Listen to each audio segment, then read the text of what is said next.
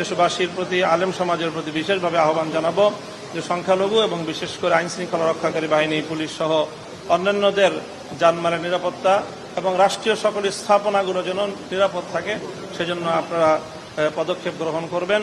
দেশে একটি অরাজক পরিস্থিতি বিরাজমান রয়েছে।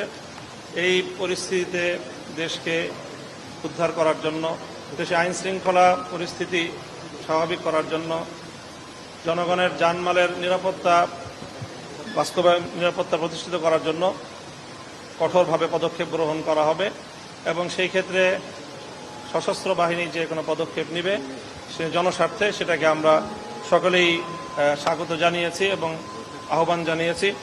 বিশেষ করে আমরাও দেশবাসীর প্রতি এবং আমাদের সকল জনগণ, রাজনৈতিক নেতাকর্মীদের প্রতি আমরা উদাত্ত আহ্বান জানাচ্ছি যেন সকলেই প্রত্যেকে যার যার জায়গা থেকে দায়িত্বশীল ভূমিকা পালন করে এবং কোনোভাবেই যেন আর কোনো প্রাণহানি না হয়, কোনো প্রতিহিংসা চরিতার্থ যেন না করা হয়, বরং সকলে মিলেমিশে আমরা জনগণের জানমালের নিরাপত্তা বিধান করার উদ্যোগ গ্রহণ করব।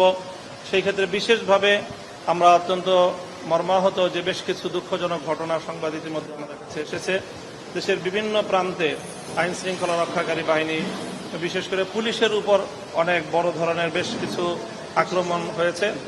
সেই আক্রমণগুলো যেন আর না হয়, বরং আইন শৃঙ্খলা রক্ষাকারী বাহিনী সহ সকল পক্ষের, সকল মানুষের জানমালের নিরাপত্তার বিধানে আমরা সকলে সম্মিলিতভাবে ভূমিকা পালন করব। সেই সঙ্গে কোনো সংখ্যালঘুদের উপর, অন্য ভিন্ন ধর্মাবলম্বী যারা রয়েছেন, আমরা জাতি ধর্ম নির্বিশেষে একটি সাম্প্রদায়িক সম্প্রীতির দেশ বাংলাদেশ, এদেশে কোনো ধর্মাবলম্বী অন্য ধর্মাবলম্বীদের উপর কোনো ধরনের অযাচিত আক্রমণ করবে না, হামলা করবে না। কাজে এই অরাজকতার সুযোগ নিয়ে বা এই বিশৃঙ্খলার এবং এই বর্তমান রাজনৈতিক পট পরিবর্তনের সুযোগ নিয়ে কেউ যেন সেই ধরনের কোনো পদক্ষেপ গ্রহণ করতে না পারে, সেজন্য আমরা বিশেষভাবে সকল দেশবাসীকে আহ্বান জানাচ্ছি।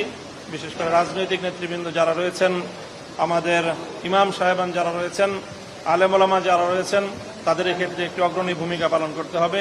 সেই জন্য আমরা দেশবাসীর প্রতি, আলেম সমাজের প্রতি বিশেষভাবে আহ্বান জানাবো যে সংখ্যালঘু এবং বিশেষ করে আইন শৃঙ্খলা রক্ষাকারী বাহিনী, পুলিশ সহ অন্যান্যদের জানমালের নিরাপত্তা এবং রাষ্ট্রীয় সকল স্থাপনাগুলো যেন নিরাপদ থাকে সেজন্য আপনারা পদক্ষেপ গ্রহণ করবেন।